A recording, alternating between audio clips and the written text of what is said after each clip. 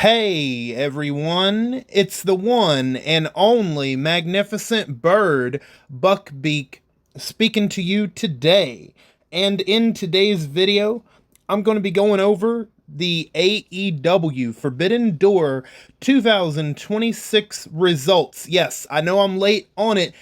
And what did I tell you guys during my predictions video, or even my last video, that I was going to get to this on Monday because Forbidden Door went past midnight, alright? It went to almost 1 a.m. I don't know what the hell. I don't know what kind of time management that is. That is one thing I've heard people bitching and complaining about with Forbidden Door. And, like, okay, I get that. That is a valid criticism because usually their pay-per-views might run to 12:10 or 12:15, but almost 1 o'clock in the morning? Like, yeah, this show was a tad long. I'm trying to be kind when I say that. It was pretty long. But it wasn't a bad show, but Jesus Christ, the first two matches of the main card took up almost an hour, y'all. Think about that one. And the first match took up like 28 minutes, and then the second match took up like 30 minutes, and I don't know why. I honestly don't know why. And I hope you guys like the thumbnail I got there. Yes, that is Will Ospreay coming out to the ring dressed up as Bane from The Dark Knight Rises. He's on his knees, and they even had a sack over his head, and the two guys there holding him, like he's a prisoner, just like Bane was on the airplane when he's first introduced in the movie. That's what that's supposed to be recreating right there. I thought that was cool. And Swerve Strickland, he also came out. He made his entrance, and he came out, Swerve Strickland, that is. And I'm having a hard time trying to figure out what he was dressed up as, because he comes out there in a white motorcycle, and he's got this leather jacket, leather vest on, and I thought it was a cross between the Terminator or Mad Max, but he also had a cigar in his mouth. That one threw me off. And then he had this, like I said, a leather custom-made jacket with his face on the back of it, and he had red eyes. And I'm like, okay, is it a cross between Terminator and Mad Max? Because I have no fucking idea. But the white motorcycle and the cigar is throwing me off. I have no idea. If y'all know, let me know, because I have no fucking idea. That one, the Swerve Strickland entrance was throwing me off.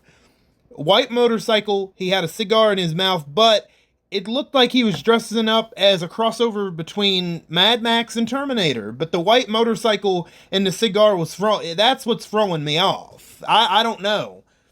I have no idea. But anyway, I know I'm behind on these results, so we're gonna get to them as quick as we can. So let's go ahead and get to them. Let's start off with the pre-show. This is a prediction, or this is a match rather, that I did not make a prediction on because the match was not announced at the time. This was one of the first matches at the Forbidden Door buy-in, Survival of the Fittest qualifying match to determine a new TBS champion between Sky Blue and Mika. Mika, I'm assuming, is probably from New Japan or Stardom or something like that. But if I was to make a prediction, I would have said Sky Blue, but Mika ended up winning this match. So there's going to be a 6-woman match coming up on Wednesday to determine a new TBS champion with, let's see, Mika, Harley Cameron, Queen Aminati, Hikaru Shida, Chris Statlander, and who I don't know. I forget who the other woman is, but anyway, those 5 ladies, along with one more, is going to be fighting to see who's going to become the new TBS champion. Honestly, I'd like to see Chris Statlander win it, but I'm probably getting my hopes up too much. But I wouldn't be mad if Harley Cameron won. But I could see, I guess probably Hikaru Shida's probably going to win. I have no clue. But anyway, Mika won, and she's part of that Survival of the Fittest match coming up on Wednesday.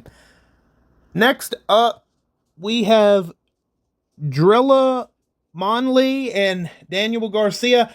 Honestly, I don't even know who won this match, but if I had to make a pick, probably Daniel Garcia, but I honestly don't know.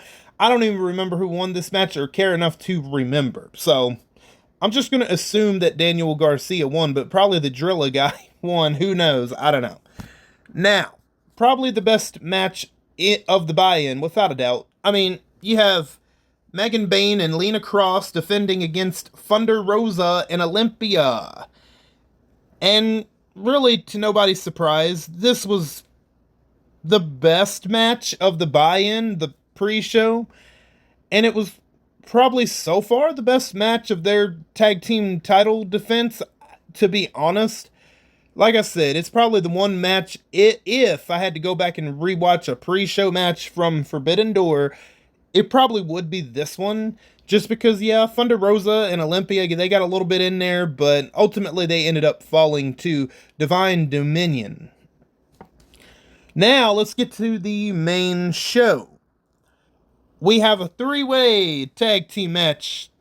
L Sky Team versus the Young Bucks versus Unbound Company. And yes, this match went 28 minutes.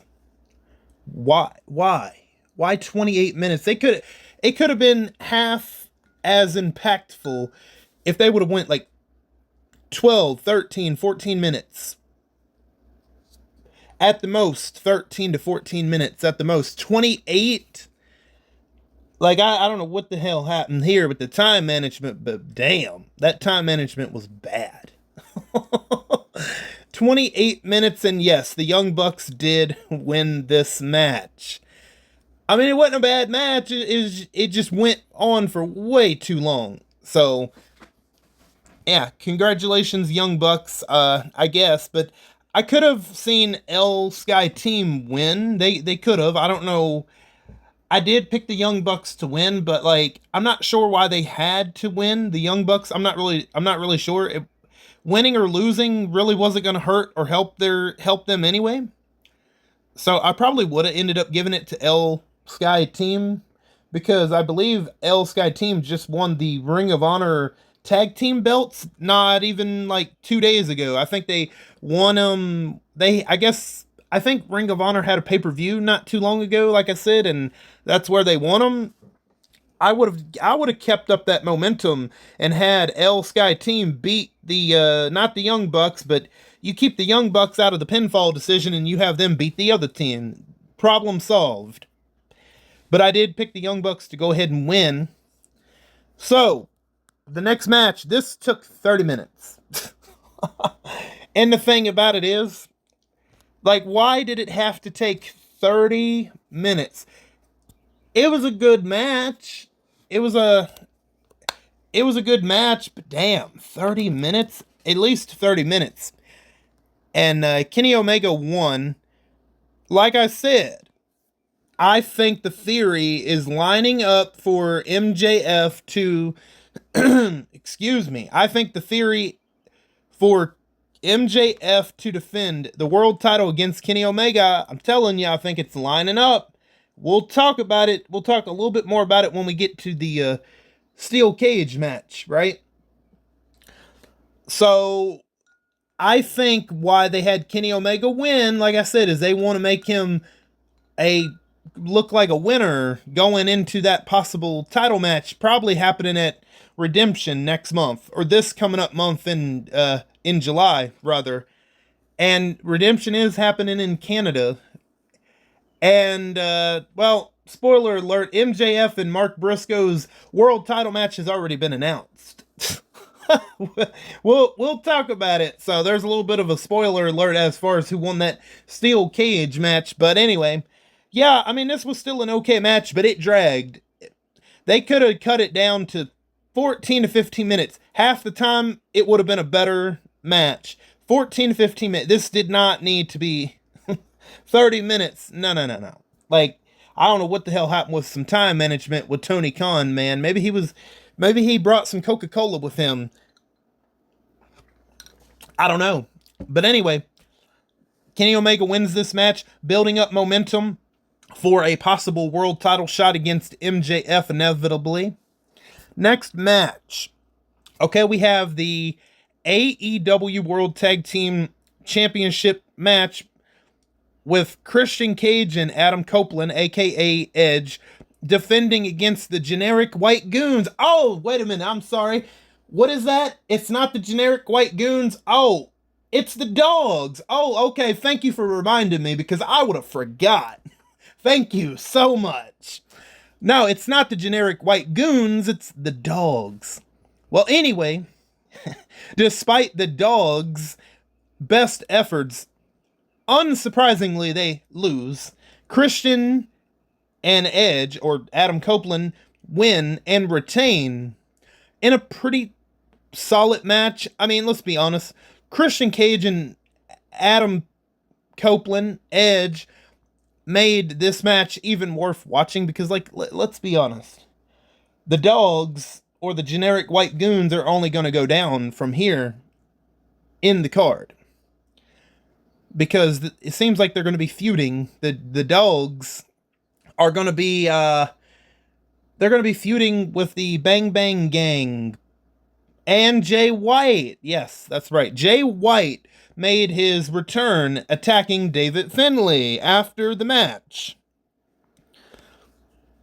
So it's great to see Jay White back. But damn, that sucks for him. He's got to go up against, he's going to be in a rivalry against the generic white goons. I mean the dogs. So, yeah, I'm not too surprised. There was one part in the match where Edge had, I think it was Clark Connors. He was holding his lower half, and he kind of just threw him a little to the side so Christian Cage could spear him. And okay, we thought that was going to be it. That was a good little double team. But no, he kicked out of it, or David Finlay broke it up. It doesn't matter. The dogs lost, and that's going to be their biggest match on the AEW roster. They're not going to have a bigger match than that. They're going to continue to slide down the card. And obviously they got a plan for Adam Copeland and Christian Cage at All In. What that plan will be for the tag titles, we can sit here and assume. It could involve the Young Bucks, possibly. We could end up seeing a triple threat ladder match or something like that between Adam Copeland and Christian Cage, the Young Bucks, FTR. We'll probably get something like that at All In. That would be my guess right now. Maybe they add more, I don't know, but we'll have to wait and find out. The next match, we have the AEW Continental Championship between Jon Moxley and Bandito, which, honestly, it wouldn't have made sense to put the title on Bandito, because like I said, they are trying to bring Bandito and Brody King back together for the team of Brodito again. And right now, with the Death Riders' influence on Will Ospreay and Will Ospreay's momentum and Jon Moxley's momentum, as much as I hate to admit it, it doesn't make sense for Jon Moxley to lose the Continental Championship right now.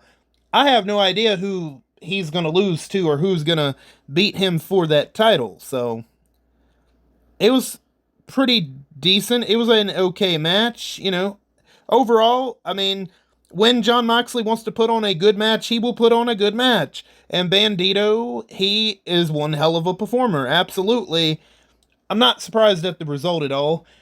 Because, I don't know, maybe Brody King and Bandito maybe want a shot at the tag team titles. I think that would be probably the direction that Bandito is going to probably go in the next little while.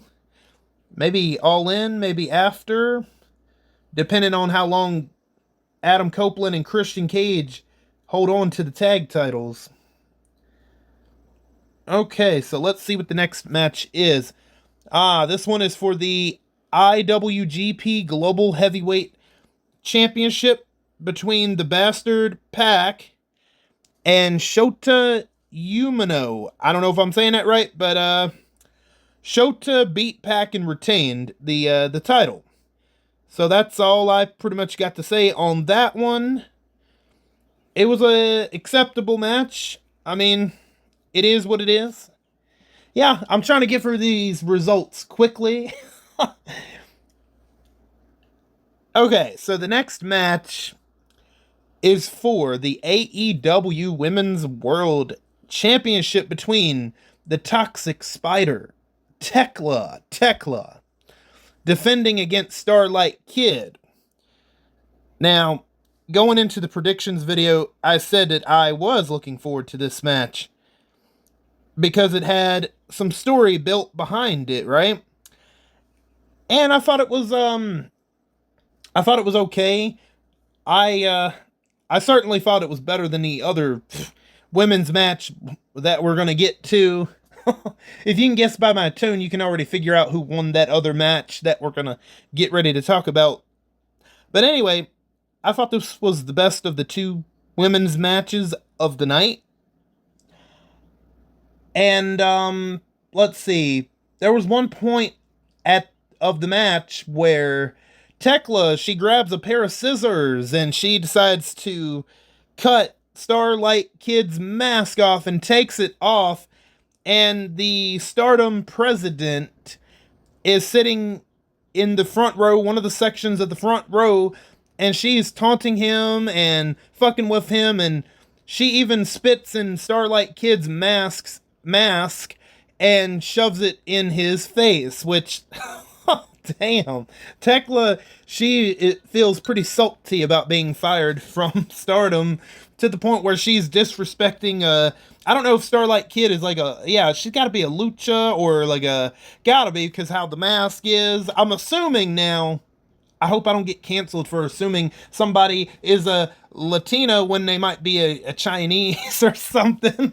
No, like, I think people aren't gonna give a shit too much. Oh god. But anyway, I know it's like with luchadors, it's a dishonorable thing to be unmasked and all of that. And so Tekla, her dirty tactics of cutting the mask off and taking her mask off and spitting in the mask, I thought it was a pretty great match. So yeah, Tekla is going on to, obviously, I think at this point, unless something changes, it seems like Tekla is going to go ahead and go on to All In. Oh boy, great segment into this fucking match. I'm gonna be quick. So we have the Owen Hart Foundation Women's Tournament Final between Mercedes Moné and Maya World. Well, Maya World tried her best, and it wasn't enough. Whippy, Mercedes Moné won. Congratulations, Whippy, yeah. So great. Mercedes Moné literally buried Maya World. Wow, who could have seen that coming? And Mercedes Moné is about to do the same thing to Tekla at the end of August. Yep, I ain't got much to say. This was easily the worst match of the night. Just, the match quality was fine. It was just the absolute stupidity, predictability of it that just, it really dragged the match down. It was a fucking cakewalk for Mercedes Moné. I mean, even last year's women's final was way better than this shit. This was bad. I was not looking forward to this match at all. And it didn't even meet the lowest of my expectations. I mean, my God. We're going to move on before I get pissed off. I don't have the energy to get pissed off right now, so let's move on. Next up, we have the 12-man steel cage match. We have Team Don Callis and MJF. We obviously have the world champion MJF, Kyle Fletcher, Okada, Andrade, the TNT champion Kevin Knight, and Jake Doyle, I think is his name. Yeah, that's right. Kevin Knight went heel and joined the Don Callis family. Oh, man, I don't know, Kevin Knight. Was that really the best thing you could have done as a heel? I don't know. I don't know about that. We'll see, but And on the opposite side, we have Team Mark Briscoe. We have Mark Briscoe, Darby Allin, the international champion Takeshita. And then we have the World Trios champions Roderick Strong, Orange Cassidy, and Kyle O'Reilly. And if Team Mark Briscoe wins, Mark Briscoe will get a world title shot against MJF. And well, Team Mark Briscoe won after Andrade attacked MJF.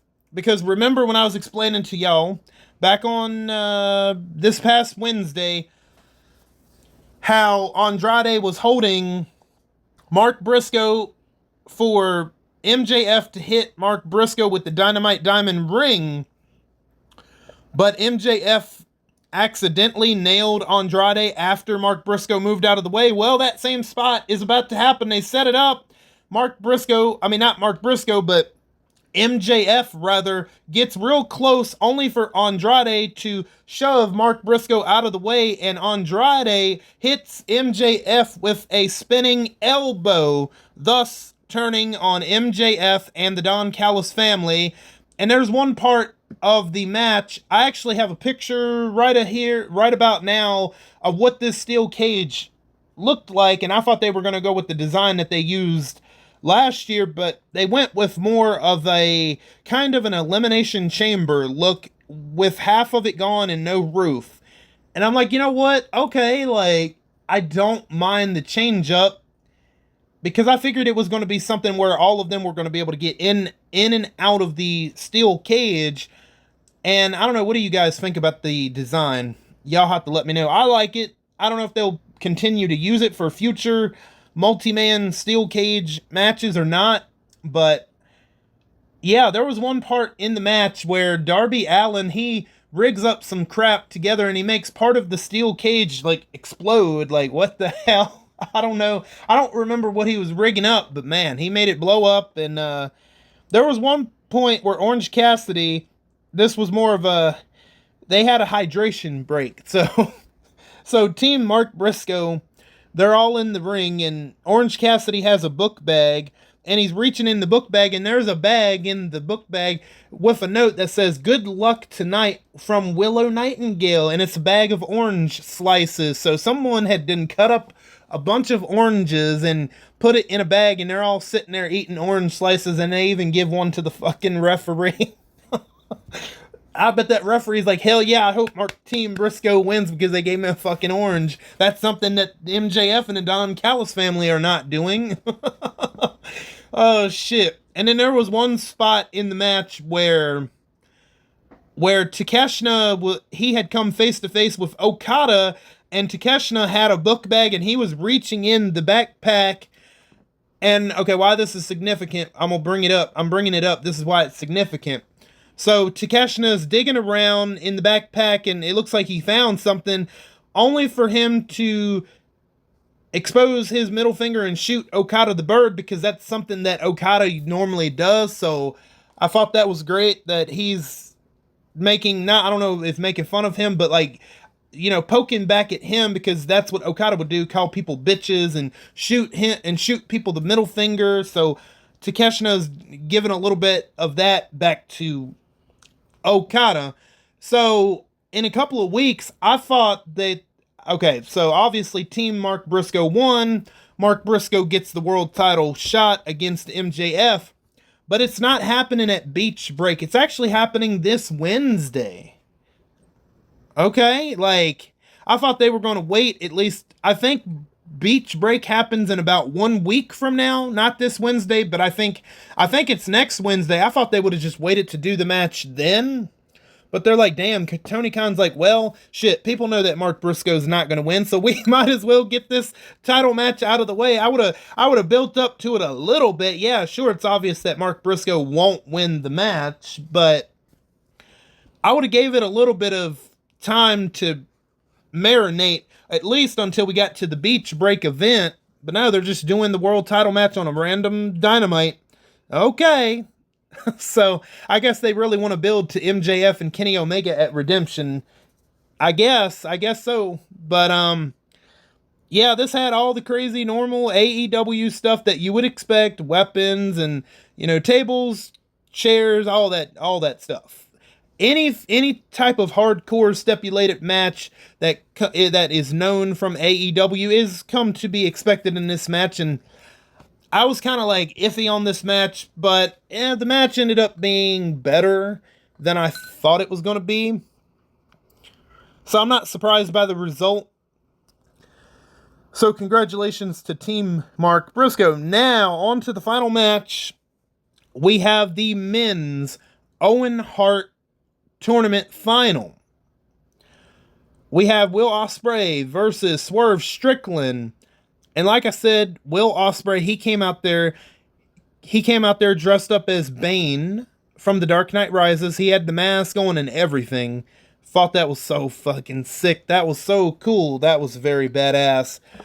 And then Swerve Strickland comes out there. Like I said, he comes out there on a white motorcycle. And it's like what he's wearing, it kind of reminds me of both Terminator and Mad Max. But the only things that were throwing me off is the white motorcycle and the cigar. Because I don't remember either Mad Max or fucking Terminator riding a white motorcycle, bro. And he's got this custom made jacket where it's got his face on it and he's got red eyes. And I'm thinking, okay, that's got to be Terminator, right? I don't know. If y'all know what I'm talking about, definitely feel free to let me know. Because the cigar and the white motorcycle, like I was saying earlier, was throwing me the hell off. But, anyway, their first match about 2 years ago, this is when Swerve Strickland was the world champion, and Will Ospreay, I believe he was holding the international championship at the time. I believe he was. And both of them, they tore the house down that first match. Swerve Strickland won that first match and retained. And I gotta say, these two did not disappoint. This was absolutely the best match of the night. I did not expect anything different, and I'm happy to report, yes, this was a fucking banger. This was the one match I was waiting for all night. This is, in my opinion, definitively the best match on this entire card.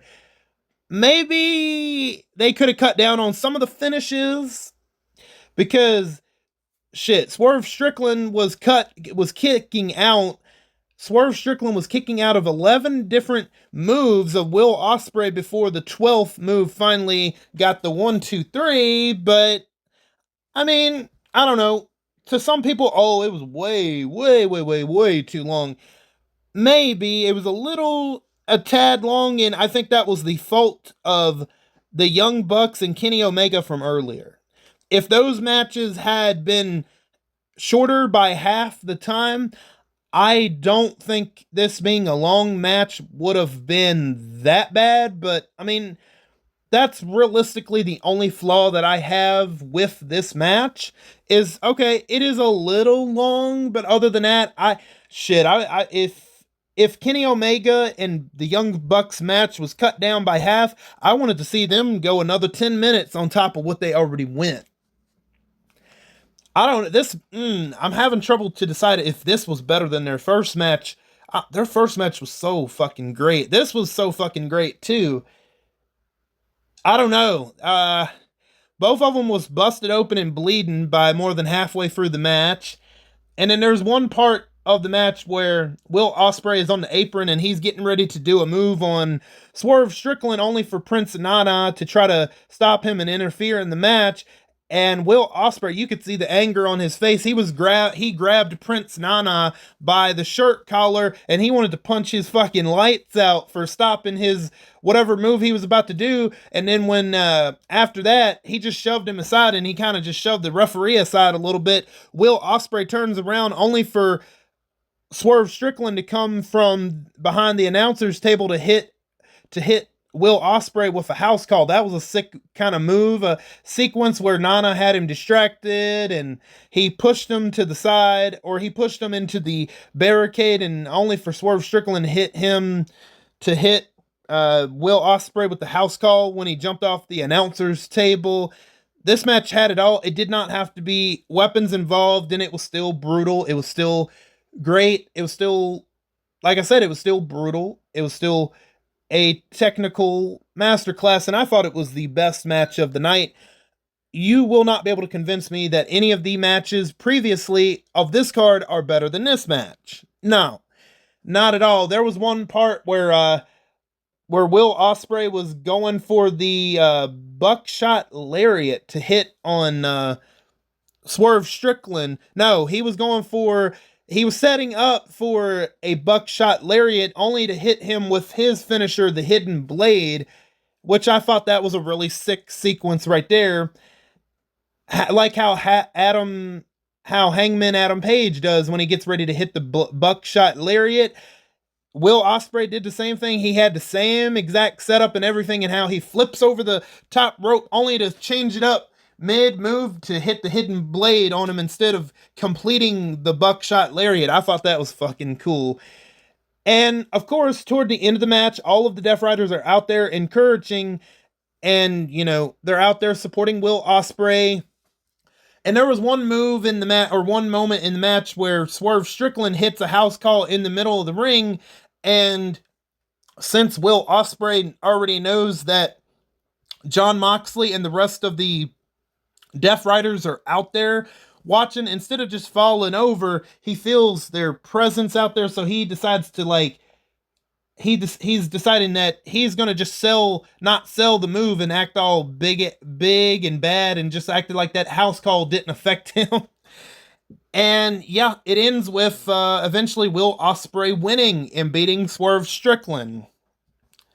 Best match of the night, and Will Ospreay, along with boring Mercedes Moné, both of them are going on to All In to receive a AEW Women's World Championship match for boring Mercedes Moné.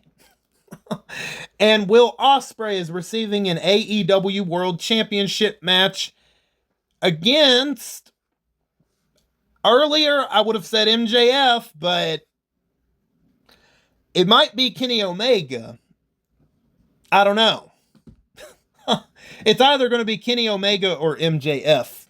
We're not sure yet. Because they are clearly setting up for a MJF and Kenny Omega world title shot or world title match, probably at Redemption. I'd be shocked if they don't do it, because Kenny Omega, he keeps on hinting, I want a world title shot, I want a world title shot. He keeps on and on and on and on about that. So, congratulations to Will Ospreay.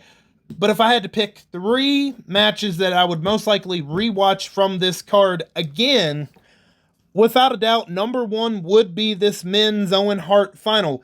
Great fucking match. And not only because it was the final of the men's Owen Hart, but it was because it was Will Ospreay and Swerve Strickland number 2. Great match. I would definitely pick this match out of any other match to watch on this card. Number 2, I would probably go with the Steel Cage match number 2. And then number 3, I'll go Tekla and Starlight Kid. Yep. But yeah, that men's Owen Hart final, the best match out of everything on the card. Now, do I think this was possibly the worst show of the year? I'm trying to think. I don't think it was better than Double or Nothing. No, Double or Nothing was pretty fucking good. Nah, Double or Nothing I think is still the best show of the year. I'm trying to think. I don't know if this is better or worse than Revolution. That one I'm on the fence about, but I think this was a good to fine show. There are moments in this Forbidden Door card that are going to be like, yeah, you can get some enjoyment out of all of this. Especially Swerve Strickland and Will Ospreay. Best match of the night. There's no contest. It's not a question. But, yeah, I hope you guys enjoyed that thumbnail of Will Ospreay dressed up as Bane. That was cool. That's cool. That's badass. Hell yeah. Like, oh man, I don't have much else to say other than in the next couple of weeks, I guess we'll find out what's going to happen with the Redemption card. The Redemption pay-per-view is going to be a brand new pay-per-view for AEW, so we'll see what they do with that. We'll see. I'm predicting the main event will probably be MJF and Kenny Omega for the world title. So that's assuming, I'm assuming that's where they're going to go. They probably are going to go that route.